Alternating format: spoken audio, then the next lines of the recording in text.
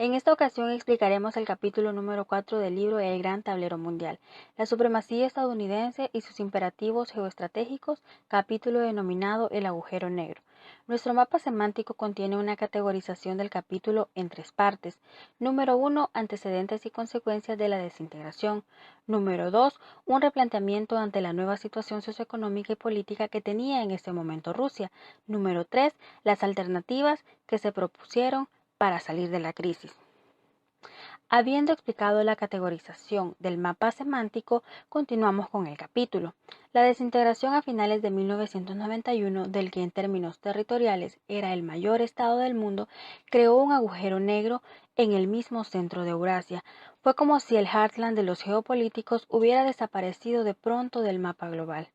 El colapso del Imperio ruso creó un vacío de poder en el propio centro de Eurasia.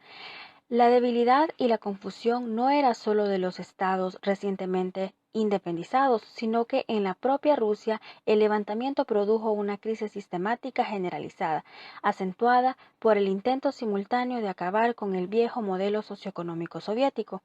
Los horrores y las tribulaciones que sufrió el pueblo ruso en el transcurso de este siglo fueron las siguientes. La Guerra Ruso-Japonesa de 1905, la Primera Guerra Mundial de 1914 a 1917, la Segunda Guerra Mundial de 1941 a 1945, que produjo millones de víctimas militares y civiles y una gran devastación económica. La Guerra Civil de 1918 a 1921, la Guerra Ruso-Polaca de 1919 a 1920, la industrialización y la colectivización de principios a mediados de los años 30, que produjeron hambrunas masivas y millones de muertes en Ucrania y en Kazajistán.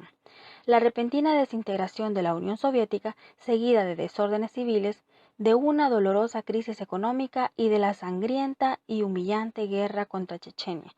Lo más problemático de todo fue la pérdida de Ucrania.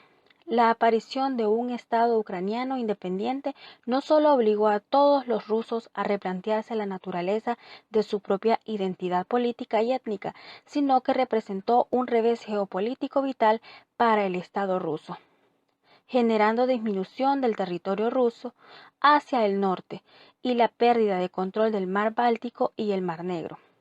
Como consecuencia de la declaración de la disolución de la Unión Soviética, se constituye por la Comunidad de Estados Independientes y también se redujo la esfera de influencia política, pérdida económica, industrial y agrícola. Rusia se encuentra atrapada en un agujero negro. Esa es la expresión utilizada en el libro para describir el paso de una Unión de Repúblicas Socialistas Soviética hegemónica a una Rusia que se encuentra en un estado de crisis sobre la dirección que va a retomar para reposicionarse en el tablero mundial. Ese agujero negro obliga a Rusia a plantearse un proceso de autoexamen en el cual se tiene que definir el rumbo estratégico que se va a seguir en el tablero internacional. En ese proceso de autoexamen se genera una serie de confusiones históricas y de choques de intereses, y estas van a estar reflejadas en el discurso que en alguna medida es contradictorio y que carece de liderazgo por parte de los mandatarios y de las autoridades rusas. En este sentido, una de las ideas preponderantes era considerar a Rusia no solamente como una nación, sino también como un instrumento supranacional, en cierta forma mesiánico, ya que había sido el que había gestionado el bienestar social y que había, digamos, sido el mentor de los demás países que en algún momento estuvieron cohesionados a las repúblicas socialistas soviéticas. Esta suma de idearios van generando una especie de geoestrategia fantasma que hacen considerar en algún momento a Rusia que puede llegar a ser un socio igualitario con Estados Unidos.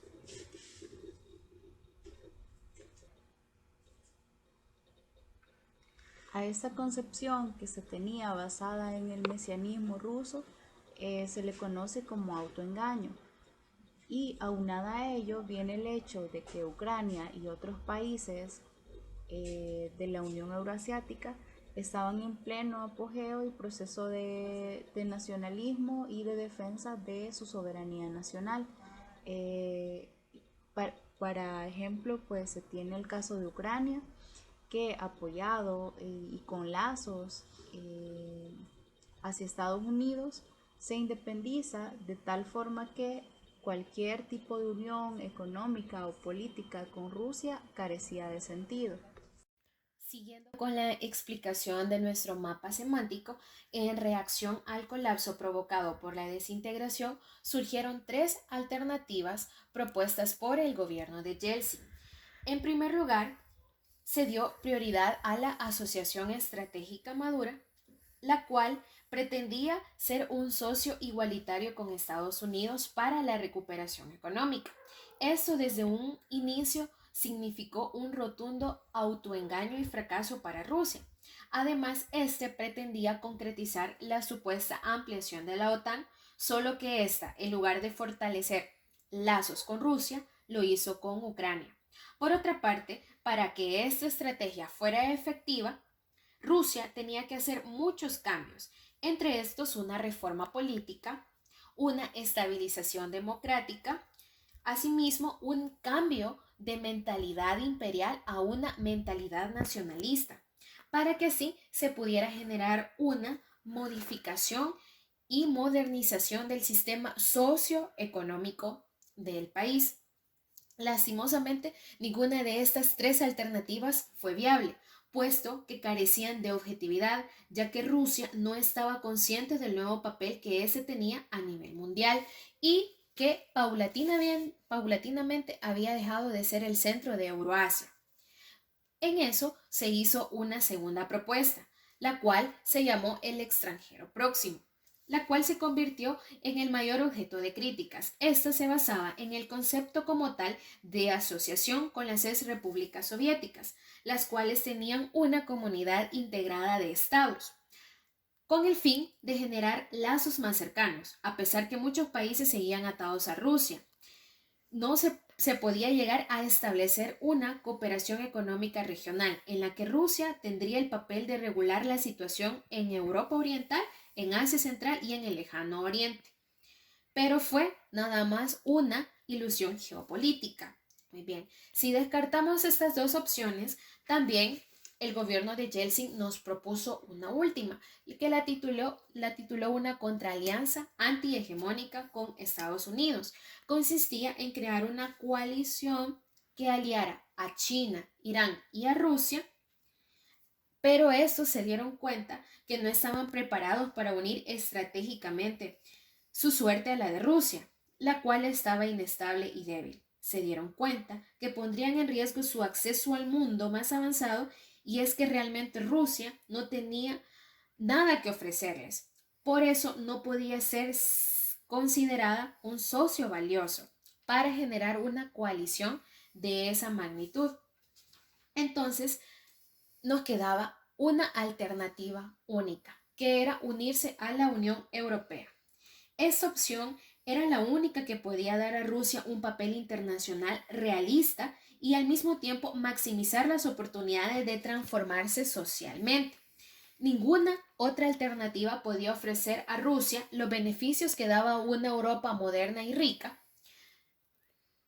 y democrática, que también estaba vinculada al mismo tiempo con los Estados Unidos. Necesitaba de un pluralismo político y de vínculos bilaterales, los cuales se convirtieran en unos lazos económicos, políticos y de seguridad más orgánicos. A medida que Rusia fuera avanzando en esa misma dirección,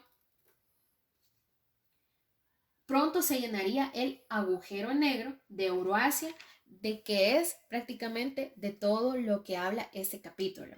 Muchas gracias por su atención.